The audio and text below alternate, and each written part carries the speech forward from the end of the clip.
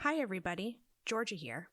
Before we get started with today's episode, I just have a couple of things that I needed to share. Being a new podcast, we have largely tried to avoid controversial topics or political discussions. That being said, it is clear to me in the wake of the election results that I need to make my views known.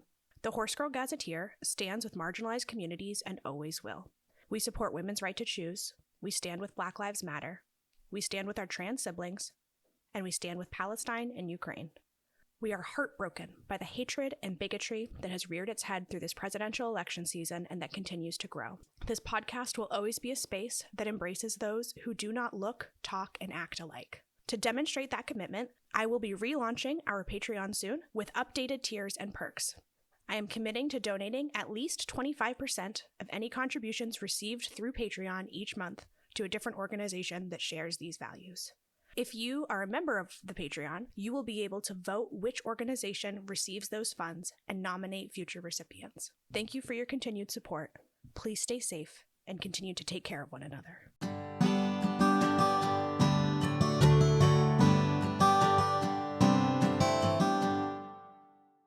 Hello, it's just me, Georgia, today, but I do have my wonderful mother, the one and only Dr. Adey-Merrithew, and we are just going to chat a little bit more in detail about me growing up with horses and how she got into horses and how all of that has fundamentally shaped our family, honestly. Fair enough. So do you want to introduce yourself and just talk a little bit about how you got started riding horses? Sure. I'm Georgie's mom, otherwise known as Rebecca. I started riding horses, 3,000 years ago, approximately, when I was just a kid. And what actually attracted me to horses in the first place is that they're incapable of throwing up. And I'm scared to death of throwing up. So the fact that the horse can't do it made me fall in love with horses. Fair enough. So you started riding as like a 12-year-old? No, I started riding as an 8-year-old. Oh, okay. That was up in Colebrook with Allison, who was still a very good friend of mine. Allison and I were often mistaken as sisters when we would go to horse shows because we both had blonde hair and dark eyebrows. Neither one of us dyed our blonde hair or our dark eyebrows, but we were identified as sisters, which was great to me because she was like my hero growing up because she was Allison and she rode horses and she was teaching me how to ride horses. So I thought she was awesome. That's very cool. And then you later got your own horse, who became the namesake of this farm. I did. So I got Diamond. I started working with Diamond when I was in 6th grade, and he was, 14 probably, 13, 14-ish. He was green broke, which the only thing that actually meant is that you could sit on his back and sometimes you wouldn't come back off of his back. I never rode official ponies when I was a kid, but I rode Diamond and he tried to dump me far more often than your ponies tried to dump you. So then Diamond, the reason that I got to work with Diamond was because he was living at the barn of a friend of your grandfather's and his owner had passed away. So Larry, who was the friend's name, said to your grandfather that if I wanted to work with Diamond, I was welcome anytime and all I had to do was clean his and Libby's stall. I thought that was the greatest thing ever. And then eventually when the estate was settled, your grandfather was terrible and he sat me down at the dinner table one night and he said, this is after 2 years of working with the horse. He said to me, your horse has been sold. Oh my God. And I burst into tears and ran up the stairs because I had no concept that it was my father who had bought said horse. I just knew that my horse had been sold. And he came running up the stairs after me and apologizing for scaring me and saying, I bought your horse. That sounds very BT. Yes. So, and then I had Diamond for the rest of his life. We moved here to Rumney when I was finishing the 8th grade. And I was angry about it. I had lived in Colebrook for my entire life. And so I was leaving behind everything that I knew. And Diamond, he saved me. you cry, you're going to make me cry. Well, being a teenager sucks, as you know. Yes. And being a teenager who's just left home sucks even worse. But he was there, so he made it okay. Oh. You did. You made me cry. This is the danger of you and I doing an episode together, is we're both very emotional people. What inspired you to start teaching lessons? I recognize that I grew up with a lot of privilege. My dad was a doctor. My mom finished grad school while I was in junior high and was a therapist. And she worked mother's hours. So she was always home with us, even though, she was working. And I got to do piano lessons, and I got to do ballet, and I got to do horseback riding and all of those things. I got to go on vacations because of the privilege that I have by virtue of what my parents do for work. And I saw the value, especially for young girls, of riding horses. I saw the power that gives them, and I saw the self-confidence that gives them. And I know I grew so much with Diamond and with the other horses that I had ridden over my lifetime that I hated the fact that people got priced out of horses. That made me sad. And again, because I have the things that I have, I was in a position to make sure that at least a handful of kids weren't going to get priced out of horses, because I could give them that. I don't like teaching adults to ride. They're too afraid of everything, and they don't bounce. I don't like teaching advanced riders because they are convinced that they know everything already, and that drives me bananas. If you want to pay me to teach you, learn from me. But I absolutely adore teaching kids who are dead beginners how to ride. I love putting people on the horse for the first time. The first kid that I remember putting on a horse for the first time is my Jessie, who I put on the first time on the back of Diamond at a church picnic when she was 2. Aww. And she was so scared of getting on the horse that I had to put her mom on the horse too. And there ended Kim and Jessie's lives as they knew it, because now they had horses in them. But Jessie rode with me up through her teenage years until she moved on to a trainer who was interested in finishing what I had started. But I love watching kids go from these timid little creatures who just want to pat the pony's nose and feed them carrots to kids who are carrying their own saddles and who are lugging water buckets and who are picking hooves and who are confident when I say, okay, I'm going to unclip the lead line. What are you going to do? And the first thing they do is kick the pony into a trot. I love watching that growth, and I love being able to be a part of that growth. So I guess we don't have to get too into this if you don't want to, but you have stopped teaching riding lessons. Do you want to talk at all about? So I stopped teaching riding lessons for a lot of reasons. The primary reason I stopped teaching riding lessons was because parents, even when the kids were fantastic, parents often don't recognize their own children's readiness for things. And I was getting a lot of pressure to take kids who were not ready for the show ring off the property and into the show ring.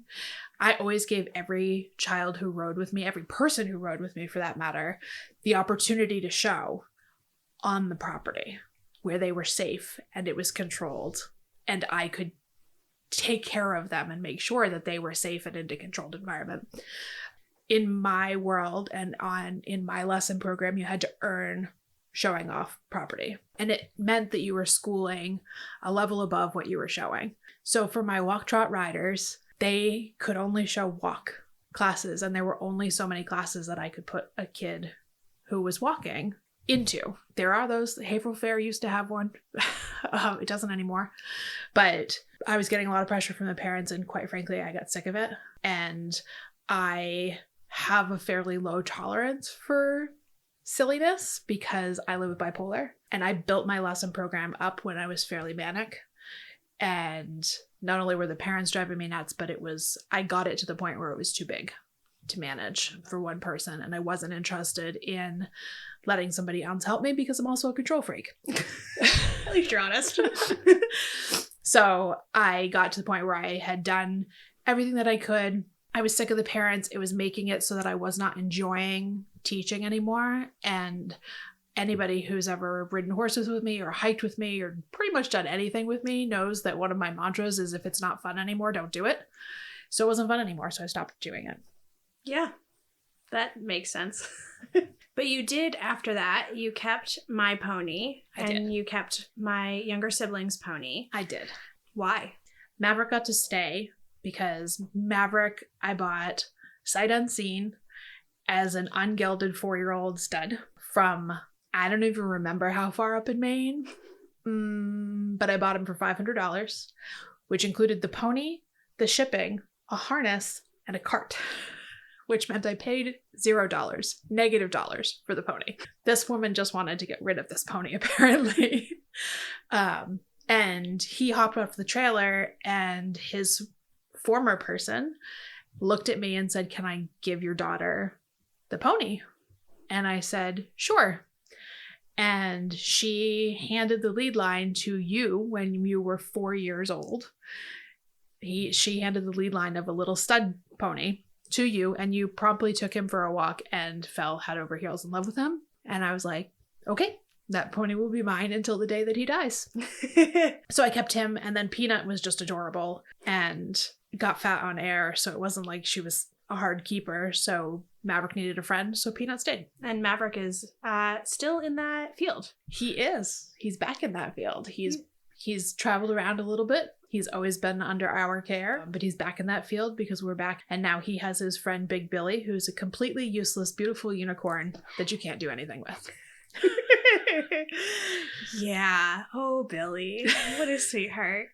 So you have a 12.5 hand pony. And you have a 16-hand, useless, handsome, broken creature. I do. So what do horses look like for you now? What they look like for me now is Maverick is starting to teach your little brother about having horses.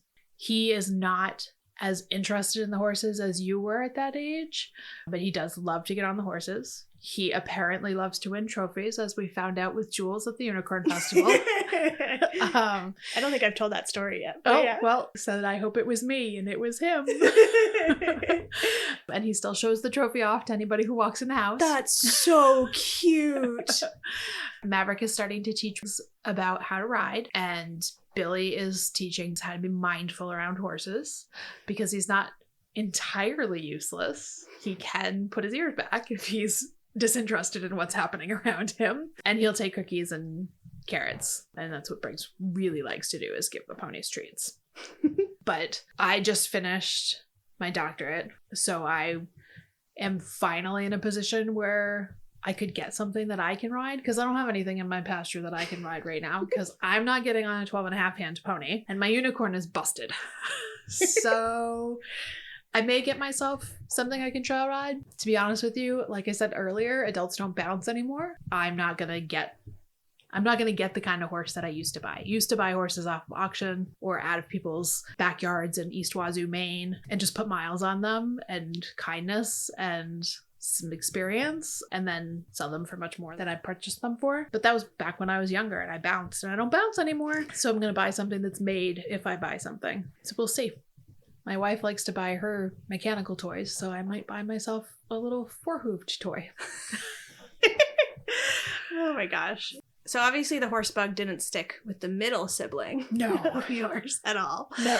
But it stuck pretty well with your first one, clearly, Sure did. as I make this podcast about being a horse girl. And even my father will admit that there are good things about horses. Yes. And after your barn closed, that was in 2008 or 9? Yeah, 2008-ish.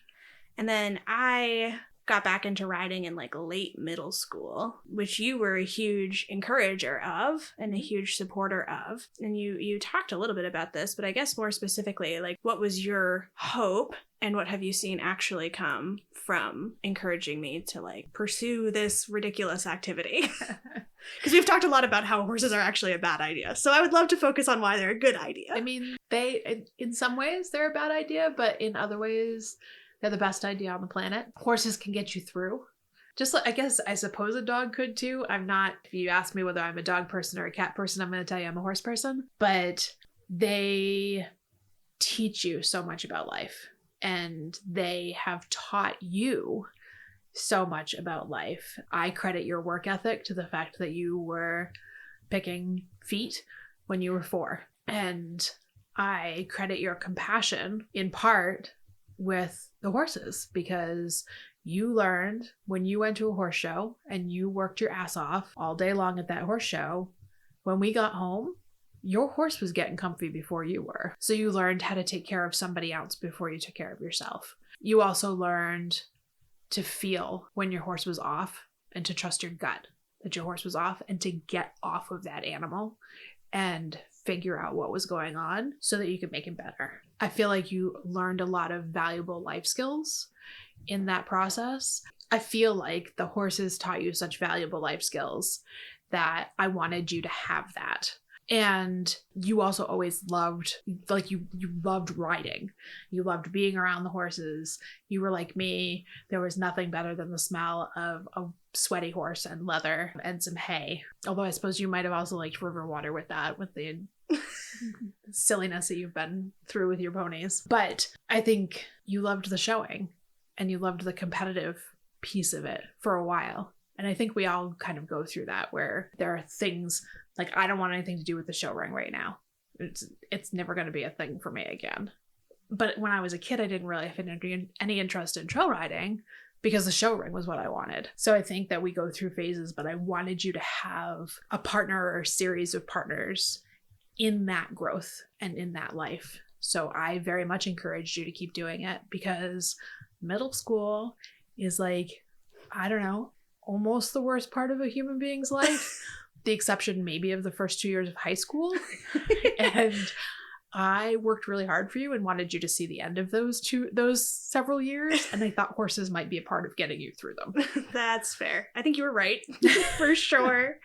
And I don't think that I've mentioned this yet, but Jules, you originally bought. Yes. For yourself. Yes. I'm interested if we could talk a little bit about what I guess you didn't really have a plan when you bought him necessarily. I didn't. Jules was another manic purchase. Jules was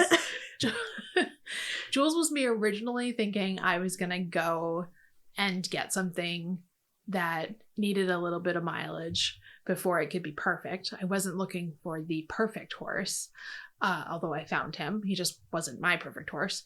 But it's funny. I made a bunch of mistakes that rookies make, but to my credit, I was not in my right mind when I purchased this horse. What are some of the mistakes that you identify that you made? I didn't check his teeth. I didn't have a vet check. I bought him the first day that I saw him. I did not ride him myself. You rode him, but I didn't ride him. And in some ways, before I actually even signed the check, I knew he wasn't the right horse for me, but I felt pulled to the horse. So I bought the horse anyway. Now I know why I was pulled to the horse, because he's your horse. But he was an absolute love, and he's beautiful. And what the hell? It's just money. I fear I'm going to cry when we talk about this next part. But like, you did eventually decide to sell him. I did. Like, I'm curious how much of your intention did you know when you made that decision that you wanted to give him to me? Or did you think that you were actually going to sell him? I knew that I wanted to give you the opportunity to have him. But I also knew that my days of supporting you financially having a horse were done. And so I didn't want to pressure you into taking a lot of responsibility that you weren't in a place to do. So I was willing to sell him, but I was hoping, like I said when I talked to you, that you would come up with a way to keep him. I think in part because, again, You were 4 years old and lugging little water buckets and carrying your own saddle. You have a work ethic and you get what you set your mind to. And I told you had the opportunity and you figured it right out. It was what, 2 days? It was something like that. Yeah. I think it was a little longer. But, I mean, what sealed the deal was, I mean, kind of piggybacking off of your privilege, was my grandmother, your mom, being so generous and helping to pay for his board, and Kate just being the best and being willing to work with me on it. And I know when I've talked to Kate about it, she's been very practical. Like when I was talking to her, she was like, he's a good match for you. Like you guys, level-wise, you're a good match. Personality-wise, you're a good match. Your goals align with what he's going to be capable of doing. Like he's going to be good for you as a horse person for reasons X, Y, and Z. And I'm curious what you saw as, yes, this is a good match. I saw him because he's big and he's gentle and he's willing and he's honest. And I saw him as an opportunity for you to get your confidence back. I think that he's a horse that you will always have your hands on for his entire life.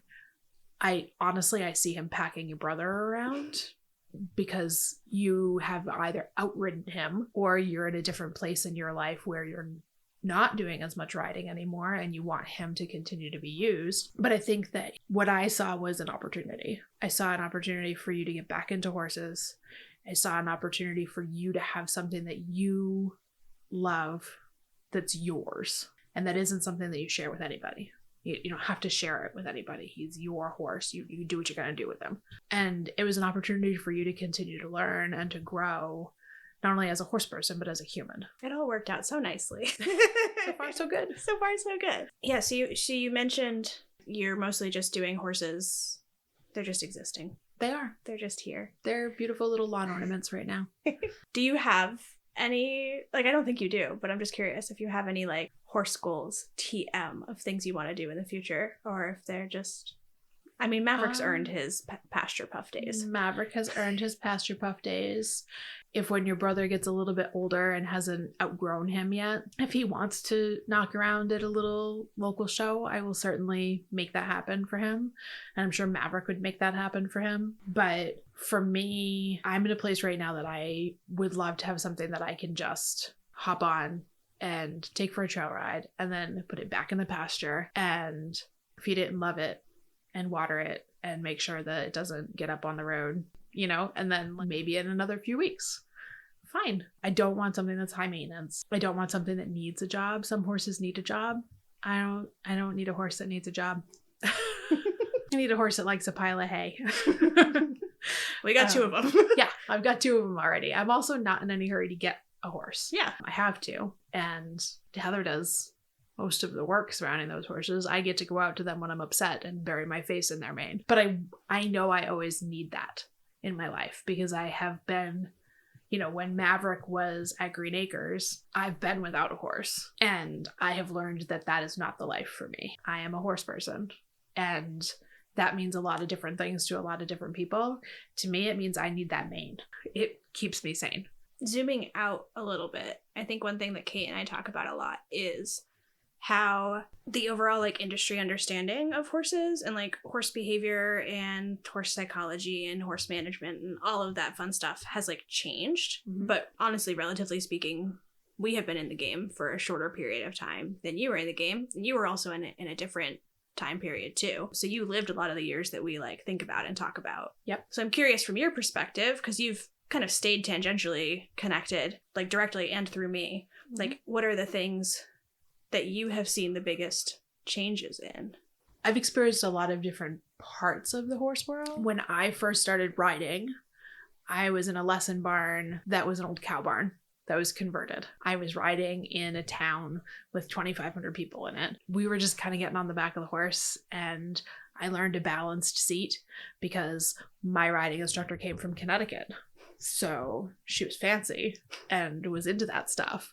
But a lot of the people around me had no idea what a balanced seat was, let alone rode a balanced seat. So I, again, through privilege, got to learn the importance of me carrying myself so that the horse wasn't doing all the work. A lot of the people that I showed against, their horses were doing all the work. I also, though, I did not know as much then as you know about creating a balanced horse.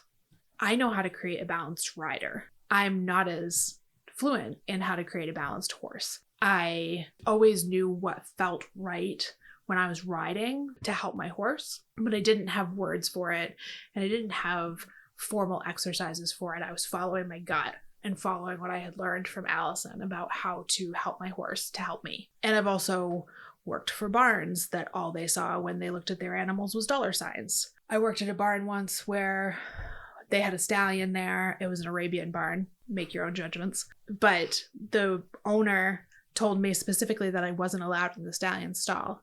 My job was to clean the stalls and turn the horses out. And she said, don't go near the stallion. He'll hurt you. And I was like, he's a horse. How old were you at the time? 18. I still bounced. Keywords. I got to the point with him where he would nicker to me every time I came into the barn. And I felt bad because he only ever got to go out all by himself, which was by virtue of the fact that there were mares there and he was a stallion and he was probably worth a ton of money. He never got to go out. His stall got cleaned once a day. I like stalls clean enough that you can eat off them. And so I felt bad for the horse. And so one day I decided that I was going to clean his stall with him in it. And lo and behold, I lived through it. And the last time that this woman had been in the stall with her stallion without a crop, he pinned her up against the wall. So I have seen relationships with horses that are healthy and relationships with horses that are unhealthy. I think that at this point, the piece of the industry that you guys are a part of has healthy relationships with their horses, really healthy relationships with their horses. I don't think that the folks at Hideaway look at their horse and see dollar signs. No. I mean, maybe when the vet's there, they're looking at the horse and being like, that's going to be expensive. But it's not the same as when you look at an animal and you don't see the soul of that being. And I think that's important because the whole reason we're horse girls is because we're connected to these animals, to these huge animals. So I think the connection is something that I got to have with my horse, but it wasn't at a time when that was like the thing, is to have a connection with your horse. And I think you guys are lucky because right now the thing in your circles is to be like intimately connected with your horse, which I think is awesome. No, and I think it's really interesting because a few episodes ago we talked with Olivia about the like balance through movement method, and like I've talked to you a lot about like Jules and I stood still for 30 minutes today and put our head towards the ground. Like things like that, which is like, I think really is newer information. Yeah. And it's cool. But I think another thing I talked about was like my inclination with Jules, if I'd had him 10 years ago and hadn't had this lingo, would have been to hand walk him up and down hills, which I think is probably where you would have gone too. If you were like, this horse feels freaking weird underneath me, it would have been like, well, he needs something. He needs to move his body more and figure it out. He needs to use his butt. Yeah, exactly. Which is true. It doesn't exist right now. But yeah, no, the connection piece is so huge. And you start as a horse kid because you're like, oh my God, it's a pony. Or look, it's an animal that can't puke. Yeah, I guess also maybe it just can't puke and that's the bonus. Thank you for coming on and chatting with me. Sure. This was so much fun. And sorry to everybody for crying like 3 times. Here we are. Whatever. Here we go. We knew the risks going into it. And we'll talk to you later. Thanks for joining us this week at the Horse Girl Gazetteer. You can find us online at Horse Girl Gazetteer on Facebook or Instagram, and Horse Girl Gazette on TikTok and Patreon. You can also email us questions or comments at horsegirlgazetteer@gmail.com. If you find yourself enjoying our content, please leave us a review and share the link with your friends to help them find their way to us. We appreciate any and all support. Talk to you later.